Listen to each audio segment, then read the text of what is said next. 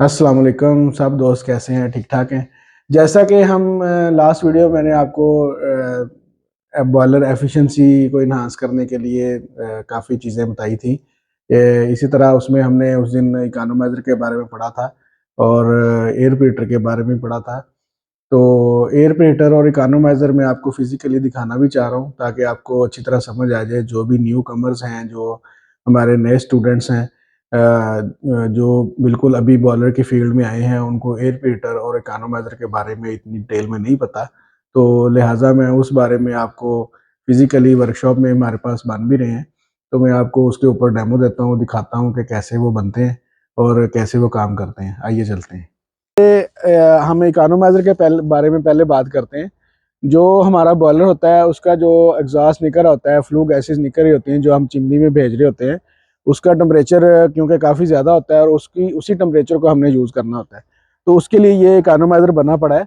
Basically ये जो है इसका इनलेट है, जहाँ से हमारी गैसेस जो निकलती हैं, जो बॉयलर से आउट होती हैं, वो यहाँ से इन होती हैं और नीचे से इसके आउट होती हैं। और इसके अंदर जो है ना, वो ट्यूबों का बंडल लगा हुआ है और जो फीड वाटर टैंक से हमारा पानी पंप के ज़रिए आता है, वो हम पहले इधर इसमें इन करते हैं और इधर से आउट करके फिर बॉयलर में फीड करते हैं। तो इससे हमारा जो पानी है वो गर्म हो जाता है और फ्लू गैसेस के ज़रिए ही गर्म होता है। मतलब उसमें हमें कोई एक्स्ट्रा एनर्जी की लगाने की ज़रूरत नहीं पड़ती। तो ये इकोनोमाइज़र है, इसको मैं अंदर से भी आपको दिखा सकता हूँ। तो जिशान भाई आए ज़रा, ये ऊपर दिखाएं उसको। ये देखें, ये अंदर इसके ट्यूब्स नज़र आ रही हैं आपको और इन ट्यूब्स में पानी होता है और इनके बाहर जो है वो फ्लू गैसेस टच कर रही होती हैं और जिससे जो है वो इसकी जो है ना, जो पानी है वो गर्म होना शुरू हो जाता है और इससे हम फ्लू गैसेस से पानी गर्म कर लेते हैं। इसी तरह हम जो है ये एयर प्रीहीटर के बारे में अब बात करते हैं। ये एयर प्रीहीटर पड़ा हुआ है। अ, इसको अगर हम देखें तो इसमें ये ट्यूब्स वगैरह लगी हुई हैं, ये, और इसकी डिटेल मैं आपको बताता हूँ।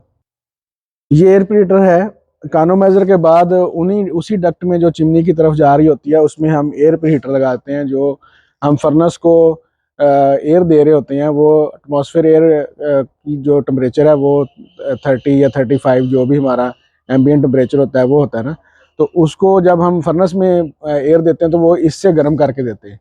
तो उससे हमारी बॉयलर की एफिशिएंसी बढ़ जाती है, 1% हमारा फ्यूल बच जाता है। क्योंकि जब हम ठंडी एयर देंगे उसमें मॉइस्चर भी होगा और वो चीज़ ठंडी भी होगी। तो जब हम उसको गर्म करके देंगे तो उससे हमारा कंबस्शन भी बढ़ जाएगा और जो हवा है वो गर्म मिलेगी और उससे बॉयलर की एफिशिएंसी इंक्रीज हो जाएगी। इसमें जो है ये काम कैसे करता है, ये इसके ये इसका इनलेट है ऊपर से, मतलब गैसें इन होती है, फ्लो गैसेस, और नीचे से आउट होती हैं। और जो हमारी फ्रेश एयर है, हवा जो होती है, जो फैन के जरिए हम इसमें से, ये ट्यूबें जो हैं वो जब इसमें से ट्यूबों के अंदर से गर्म गैसें गुजरती हैं तो ये ट्यूबें गर्म हो जाती हैं और जब हम फ्रेश एयर इसको देते हैं तो जो हमारी फ्रेश एयर है वो गर्म होकर बाहर निकलती है। तो अगर हम कोल फायर्ड और बायोमास बॉयलर की बात करें तो हमारा जैसे फ्रेश एयर का टेम्परेचर 30-35 या एम्बियंट टेम्परेचर जो भी है, तो ये उसमें 30+ डिग्री सेंटीग्रेड बढ़ा देती है उसका टेम्परेचर। तो उससे हमें जो है वो कम्बस्शन में फ़ायदा होता है। तो ये ट्यूबें हैं इसकी, इसमें ट्यूब्स लगी होती हैं, ट्यूबों के अंदर से गैसेस गुजरती हैं और बाहर से फ्रेश एयर इनके साथ जब टच करती है तो वो गर्म हो जाती है। ये देखें, ये एयर फिल्टर की जो ट्यूबें हैं, इनमें से हमारी फ्लू गैसेस गुजरती हैं और जो अंदर वाली मैंने आपको ट्यूबें दिखाई हैं, फिर उनको फ्रेश एयर टच करती है तो ये जो है एयर गर्म हो जाती है इससे। इसके साथ ही मैंने आपको दोनों चीज़ें फिजिकली भी दिखा दी हैं, एयर फिल्टर भी, इकोनोमाइज़र के, वो कैसे काम करता है और उससे हमें कैसे फ़ायदा होता है। इसके साथ साथ हम और भी चीज़ें इसमें ऐड कर सकते हैं, जैसे कंट्रोल ब्लो डाउन होता है। ये एक ऑटोमेटिक कंट्रोल वाल्व होता है जो हम बॉयलर के साथ लगाते हैं, क्योंकि जब हम बॉयलर को ब्लो डाउन लगाते हैं तो उसमें से उसके साथ गर्म पानी और स्टीम भी साथ निकलती है। तो वो उसकी हमें मिकदार का नहीं पता होता और ना वो हम अपने एक्सपीरियंस के साथ ही लगाते हैं कि 1 मिनट या 2 मिनट लगाना है। तो अगर हम उसके साथ ऑटोमेटिक कंट्रोल्ड ब्लो डाउन लगा लें, जो हम उस पर पैरामीटर सेट कर दें कि TDS इतने रखने हैं और इतनी pH ये वो होनी चाहिए, और उससे फिर हम जो है ना वो ऑटोमेटिक ही ब्लो डाउन लगाएगा और जब ऑटोमेटिक लगाएगा तो उससे हमारी एनर्जी काफ़ी बच जाएगी और हमें जैसे ज़ुबानी हम एक ब्लोडो लगाते हैं उससे हम बच जाएंगे, और वो TDS को मेंटेन करते हुए प्रॉपर तरीके से ब्लोडो लगाएगा, और कम से कम ब्लोडो लगेंगे जिससे हमारी एनर्जी वो भी बचेगी। इसी तरह जो अगला इसी तरह जो अगला पॉइंट है वो ये है कि ये हम जो स्टीम ट्रैप्स वगैरह हैं वो भी फिज़िकली चेक करें, प्रोसेस में जाके हमारे स्टीम ट्रैप प्रॉपर काम कर रहे हैं, स्टीम ट्रैप से के ज़रिए जो हमारी स्टीम कंडेंस हो रही है वो पानी प्रॉपर तरीके से उसमें से निकाल रहे हैं या नहीं निकाल रहे हैं। तो इनकी भी इंस्पेक्शन जो है ना बहुत ज़रूरी है। और अगर हमारा स्टीम से पानी मैक्सिमम निकल जाएगा, जो कंडेंस वाटर बनता है, तो फिर हमारे BTU ड्रॉप नहीं होंगे और हमारी जो प्रोडक्शन है उसमें लॉसेस नहीं होंगे। प्रोडक्शन बढ़ेगी, ज़ाहिर बात है, तो उससे भी एफिशिएंसी बेहतर होगी। इसके अलावा और भी बहुत सारी चीज़ें हैं जिस पे हम कंट्रोल करके बॉयलर को एफिशिएंट बना सकते हैं, और इंडस्ट्री का जो पैसा है जो उसको काफ़ी हद तक बचा सकते हैं। क्योंकि सबसे मेन चीज़ जो है वो इस टाइम एनर्जी क्राइसिस में जो पाकिस्तान है, तो उसको जितना ज़्यादा हम रिड्यूस कर सकते हैं उतनी ज़्यादा बेहतर है।